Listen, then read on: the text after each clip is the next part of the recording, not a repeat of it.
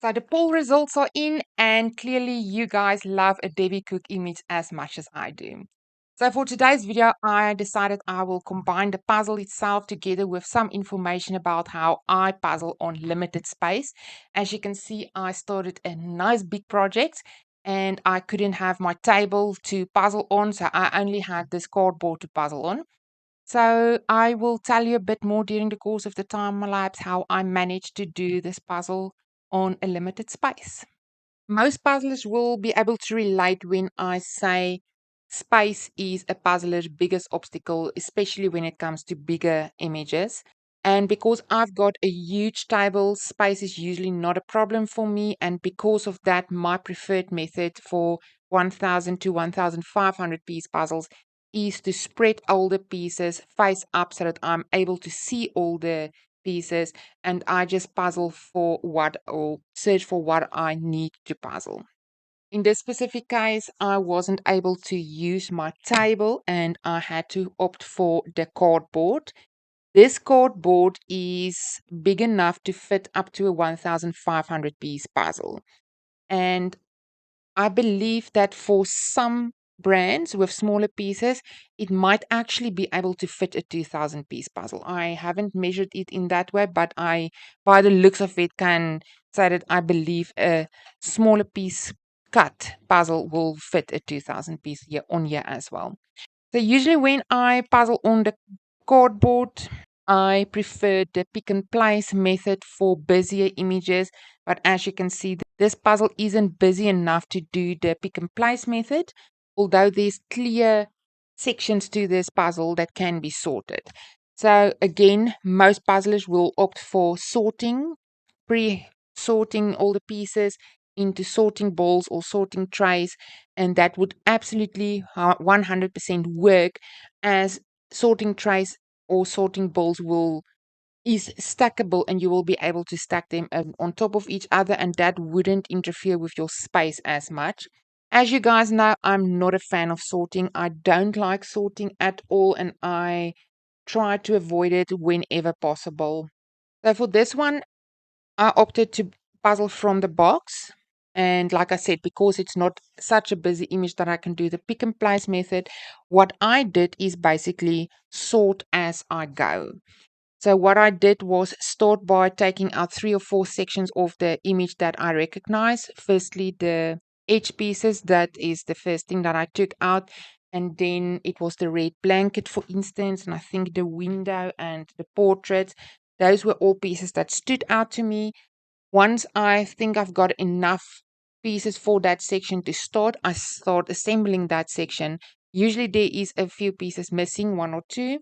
But as I start with the next sections and taking out image puzzle pieces for that section, I recognize more and more of the previously sorted or took out sections. And that is how the puzzle came together, little bit by little bit. And at some point, I was able to connect most of these sections. In the end, it was only the dogs that remained. And as you guys know, fur is one of the difficult parts of a puzzle. There was more fur than anything else on this image. But luckily, there is methods and ways to work around that as well. And I think it's actually with a previous Debbie Cook image that I gave tips and tricks on puzzling a difficult image. And basically, all that tips and tricks I applied on the fur part of this image. All in all, it took me, I think, 5 hours and 2 minutes or something like that. So it really wasn't that difficult. I've been working on other difficult puzzles for way longer. So this was definitely not the most difficult puzzle that I've ever assembled, although a bit tricky in the sense of the fur.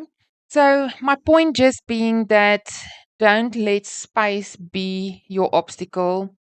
If you can invest in a cardboard that is big enough, it only has to be big enough for your puzzle.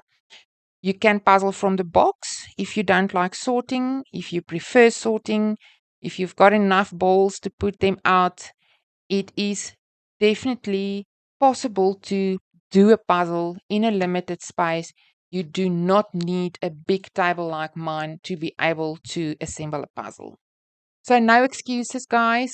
Go take out your cardboard and start assembling your puzzles. And then, as a content creator, one of my biggest obstacles is equipment that does not always work with me. And in this case, somewhere along the line, my camera shifted and it only recorded like half of the image. I will still include that, but I will also insert a nice close up of the finished puzzle. So whatever you missed on the time lapse, you will be able to see there. Gorgeous, gorgeous image by Debbie Cook, the brand Falcon, a part of Jumbo Puzzles. I personally absolutely love the quality of this puzzle. It was matte. It had a smooth finish in the sense that once the puzzle is completed, it doesn't have that cobble heel effect. And definitely one of my favorite brands. I will do a Debbie Cook any time of the week, and I will do a Falcon any day of the week.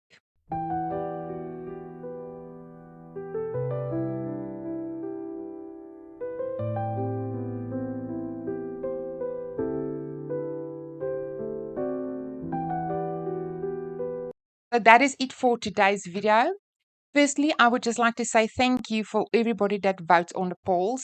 If it's not for you guys, this series would not have been possible, and I truly enjoy doing the deep dive series. So thank you. I really, really appreciate that. And then secondly, I appreciate your time. Thank you so much for watching. Take care, and I'll see you in the next one.